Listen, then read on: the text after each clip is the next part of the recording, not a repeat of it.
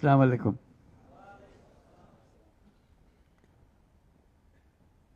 তোমাদের দেখছি আর ভাবছি কি একটা স্বপ্ন আমাদের সবার সামনে, তোমাদের সামনে, জাতির সামনে তোমরা নিয়ে এসছো। প্রথম শুরুতেই আমরা যারা শহীদ হয়েছে তাদের কথা স্মরণ করি। যারা শহীদ হয়েছে তারা চলে গেছে, এবং তোমাদের দিকে তাকাচ্ছিলাম, ভাবছিলাম তোমরাও শহীদ হয়ে যেতে পারতে। এটা শুধু ভাগ্যের খেলা, তুমি এদিকে রয়ে গেছো, সেই দিকে চলে গেছে। আজকে তারা আমাদের সঙ্গে বসতে পারত,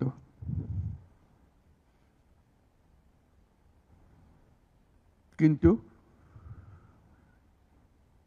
সেই সুযোগ তাকে দেওয়া হয়নি, তাদেরকে দেওয়া হয়নি। আমরা এপারের আর ওপারের মানুষ হয়ে গেছে শুধু ঘটনাচক্রে। কোন নিশ্চিত বলার উপায় ছিল না তুমি এখানে থাকবে, সে চলে যাবে। তুমি হয়তো 1 ঘন্টা আগে রওনা হয়েছে, 1 ঘন্টা পরে রওনা হয়েছে, এতেই তার সমস্ত কিছু পাল্টে গেছে।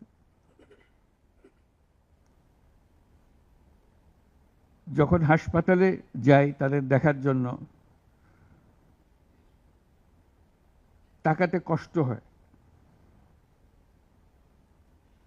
এরকম তরতাজা একটা ছেলে, একটা মেয়ে এরকম ভাবে কিভাবে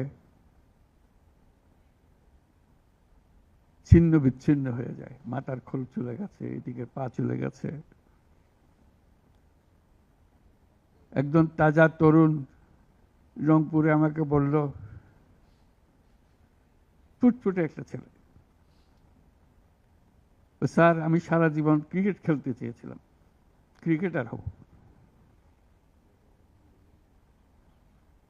এখন দেখেন আমার পাটা কেটে ফেলেছে। ওই পা রাখার আর উপায় ছিল না।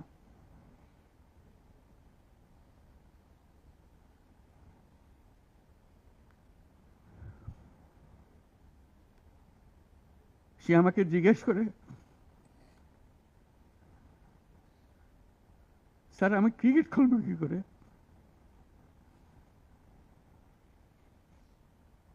ক্রিকেট তার মাথার থেকে যাচ্ছে না, পা নাই।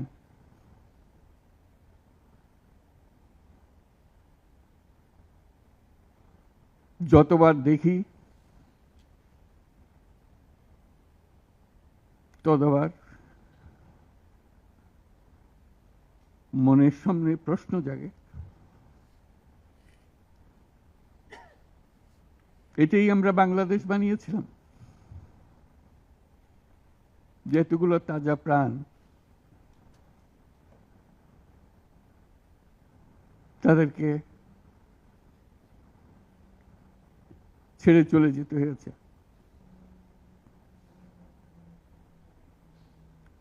আমরা যারা এখানে আজকে বসে কথা বলছি, তাদের একমাত্র দায়িত্ব তাদের যে ত্যাগ,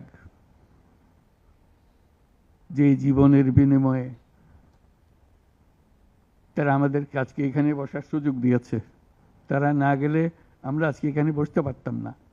সবাই, আমরা যারা সরকারের মধ্যে বসছি, তোমরা যারা আজকে শান্ত মনে এখানে কথা শুনতে এসছো, কেউ এই ভূমিকায় আসতে পারতাম না।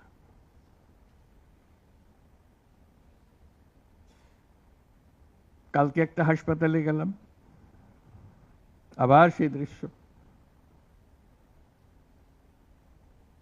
কচি কচি প্রাণ, মাথার খুলি উড়ে গেছে, মাথার অর্ধেক নাই। গুলি মাথার ভেতরে রয়ে গেছে। একজন, এটা রংপুরের হাসপাতালের দৃশ্য, একটা এক্স-রে দেখালো,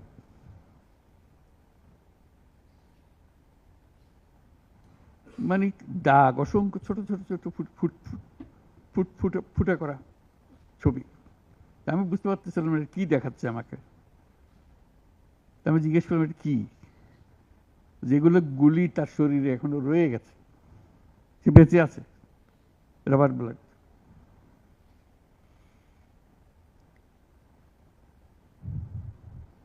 যতবার দেখি, যতবার শুনি, আবার নতুন করে প্রতিজ্ঞা করতে হয় যে স্বপ্নের জন্য যারা প্রাণ দিয়েছে সে স্বপ্নকে আমরা বাস্তবায়ন করবই। এটার থেকে আমাদের বেরিয়ে যাবার কোনো উপায় নেই। আমাদের যোগ্যতা না থাকতে পারে, আমাদের ক্ষমতা না থাকতে পারে, কিন্তু আমাদের প্রতিজ্ঞা রইল আমরা এটা করব।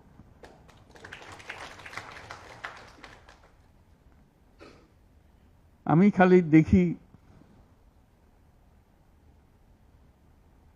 এই যে ছবিগুলো, আমি তাদের সাক্ষাতে ছবি বলতে যে দৃশ্য দেখলাম, এটা তো সবাই দেখছে না।